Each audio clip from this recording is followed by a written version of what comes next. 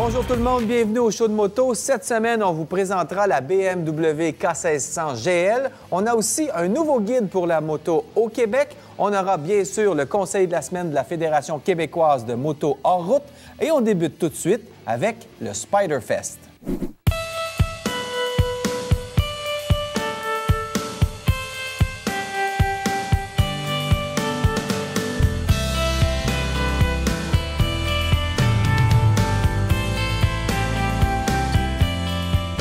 On ne peut pas faire de Spider-Fest sans avoir un organisateur mordu de Spider, Donald Pomerleau, président du Club Spider. Bonjour, merci de nous accueillir et merci de faire cet événement-là, c'est débile.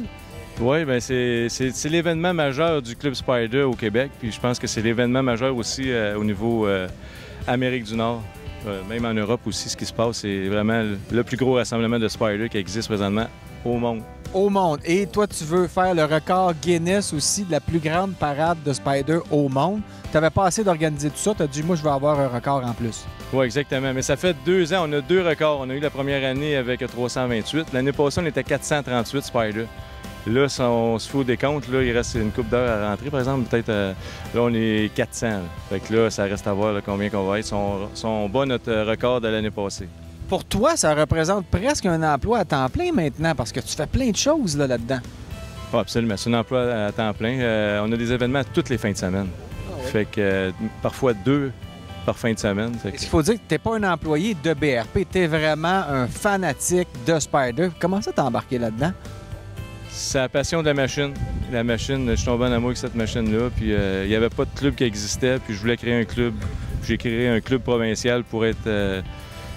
au niveau de l'information, qu'on sache dans chaque région du Québec qu'est-ce qui peut se passer. Fait que là, on est rattaché avec tous les concessionnaires. Fait qu'on a des événements dans toutes les régions du Québec. Et d'après toi, pourquoi il y a un tel engouement? Parce que c'est une machine qui se vend beaucoup. Ce n'est pas une moto. Est-ce que c'est parce que c'est des gens qui ne veulent pas prendre le permis de moto, des gens qui sont plus à l'aise en moto, ou simplement des gens qui veulent avoir un jouet super moderne et performant? Bien, c'est sûr, c'est un jouet pour adultes, mais c'est surtout la sécurité.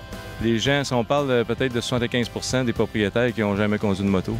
Donc, c'est une nouvelle clientèle que BRP a été chercher avec ce type de moto-là. Et c'est bon parce que ça fait aussi comprendre aux gens c'est quoi de se promener avec un véhicule de plaisance sur la route où tu n'as pas de protection. Moi, je trouve que les gens qui font du Spider vont plus comprendre les motocyclistes aussi.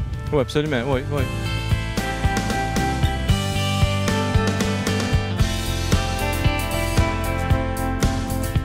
Laurent, là, je vous voyais donner des directives à votre chum, de prendre des photos. Qu'est-ce que vous faites ici au Congrès Spider? Ben, écoute, je fais beaucoup de travail pour le Club Spider. Je suis graphiste. Oh, okay. Alors, je m'intéresse beaucoup à tout ce qui est graphique et je vois qu'il y a des applications graphiques sur les véhicules. Je trouve ça très charmant. Oui. Alors, je regarde ça. Les gens sont vraiment en amour avec leur Spider. Oui. Alors, ça, c'est un fait. Puis, il y a un besoin aussi de personnaliser, de rendre ça plus personnel. Alors, on appelle ça du customizing. Et je pense que c'est pour ça qu'on commence à voir de plus en plus des décalques sur les véhicules.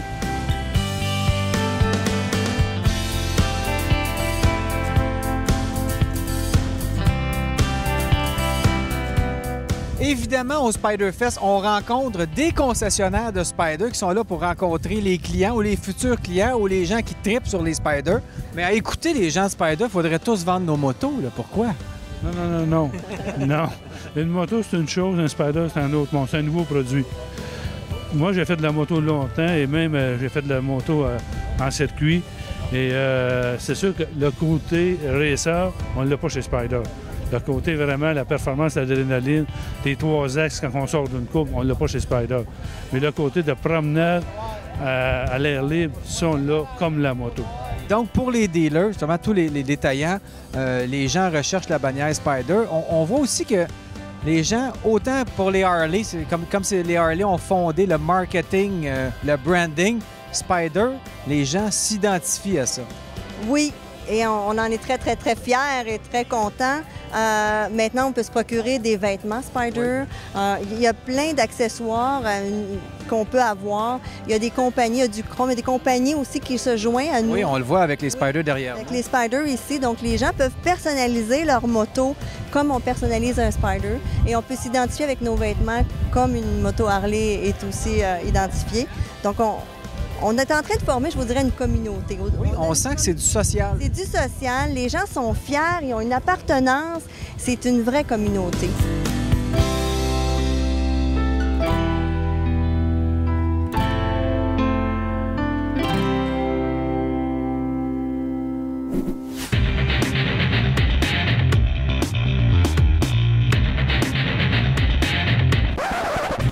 Dans les événements motocyclistes, on rencontre toutes sortes de gens qui s'impliquent de différentes façons dans le milieu motocycliste. Et aujourd'hui, on rencontre Hélène et Odile, Hélène Voyer et Odile Mongeau, qui ont fait le Québec à moto. C'est votre deuxième édition de ce guide-là qui est très bien fait. Je suis vraiment content de vous rencontrer ce matin. Parlez-moi d'où est venue cette idée-là de faire ce guide-là? Moi, j'ai toujours été passionnée de moto, puis j'ai fait beaucoup de randonnées au Québec, puis j'ai écrit aussi. Puis quand j'ai rencontré Hélène, elle écrivait des chroniques dans le Journal de Montréal. Alors, on avait tous les deux envie de faire un guide, puis on a mis nos idées ensemble. Ça a donné le...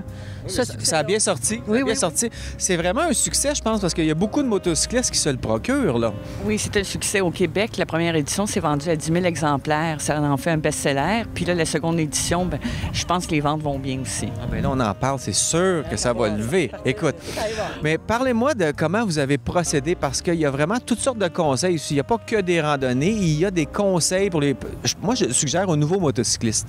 Oui, bien, on a fait ça de façon à ce que ça touche la plupart des motocyclistes, donc ceux qui sont novices comme ceux qui sont plus expérimentés. Alors, il y a l'histoire de la moto dans ce guide-là. On donne des conseils, comment rouler la nuit, par exemple, ou qu'est-ce qu'il faut éviter, ou les rencontres possibles à moto, pour vraiment permettre à tout le monde de trouver son compte dans ce guide-là. Et il y a aussi les petites sections coup de cœur. Ça, c'est le fun. Oui, bien, c'est sûr que quand on voyage à moto, il y a soit des paysages qu'on trouve superbes ou des petits restaurants, des petits gîtes, des trucs comme ça. Donc, on invite les gens à s'arrêter pour voir ça aussi, là. Et est-ce que vous avez eu du support des différentes associations touristiques aussi au Québec? Parce que c'est séparé en régions, tout ça, là.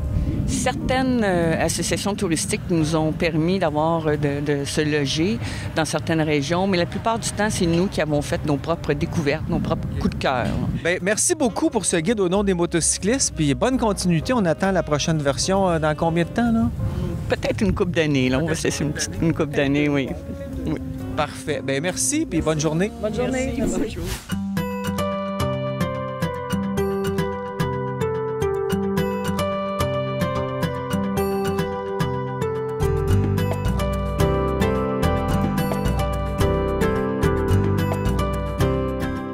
Les gens vont faire le switch au Spyder plutôt que de rester sur leur moto, ou pourquoi vont-ils aller chercher le cours Spyder et se procurer cette machine-là?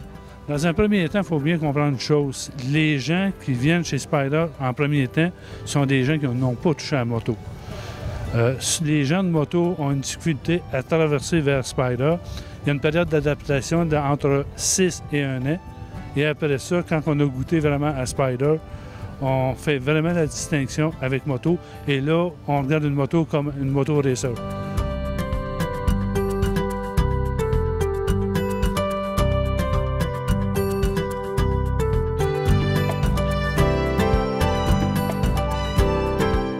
Le Club Spyder, avec son Spyder Fest de Magog, je vous dirais que les gens en font partie parce que c'est un lieu de rassemblement. Et ils nous disent, c'est une fois par année, on vit quelque chose de gros, quelque chose d'extraordinaire. On peut échanger avec des gens et c'est bon pour l'industrie du Spyder. Joanne, tu me parlais avant l'entrevue que tu essaies d'amener les femmes de plus en plus sur les Spyders. C'est peut-être un bon véhicule d'entrée de gamme si on veut s'intéresser au sport motorisé aussi. Oui, écoutez, vous savez qu'on n'a plus besoin d'avoir un permis de conduire moto. Un permis de conduire moto, pour une femme, c'est quand même un défi. C'est dispendieux. Une moto, c'est pesant. C'est beaucoup de temps. C'est beaucoup de temps, c'est pesant. On n'est pas toujours en confiance avec une moto. Donc, l'entrée du Spyder, pour les femmes, c'est quelque chose qui est accessible. C'est quelque chose qui va être, je pense, à développer. Nous, on fait des activités présentement. Il y a des tours de moto pour femmes qui vont s'organiser. Et puis, je pense que la femme a tout intérêt à aller suivre son attestation de 7 heures et puis dire à son homme, « Tasse-toi, chérie, c'est moi qui conduis. Ah. »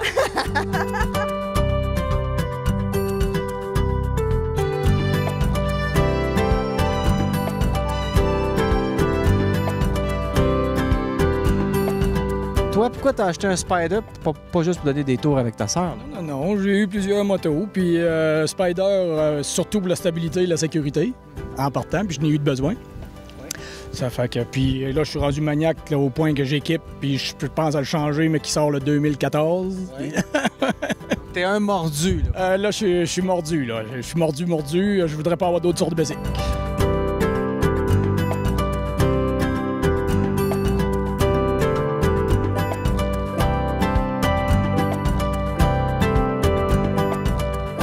On sent vraiment qu'un peu comme Harley a fait par le passé et fait toujours, on sent que les gens sont attachés au Spider, ils s'identifient à ça. Pourquoi? Il y a un sentiment d'appartenance. Pourquoi? Une bonne question. Je pense que c'est les gens. Je pense que les gens, entre eux autres, ils se rencontrent, puis là, ils se connaissent, puis il y a de l'amitié qui se crée. Puis, parce qu'au niveau des autres marques de moto, il n'y a pas beaucoup de marques de moto qui se créent une communauté. Il y a Harley, il y a Spider, puis si on regarde comme Yamaha, Suzuki, c'est pas des choses qui se font avec eux autres. Beaucoup moins, en tout cas. Oui, effectivement, oui. Au nom des propriétaires de Spider et de tous les gens qui trippent sur le Spider, merci d'organiser ça et félicitations. Ça marche, ton événement. Bien, merci beaucoup. C'est apprécié. On va te laisser aller parce que t'es pas mal occupé. Tout le monde veut. Il y a plein de monde derrière la caméra. T'es populaire. Vas-y.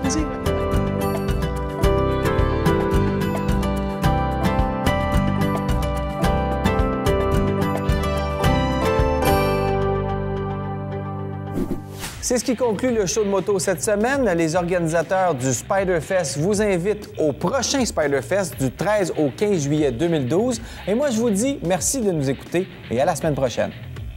Participez au concours Aviva et courez la chance de gagner 3 forfaits de 1 000 $ au Fermont-Le Manoir-Richelieu ou 4 forfaits de 2 500 $ au Rabasca Lodge. Rendez-vous sur le site web rds.ca/show de moto.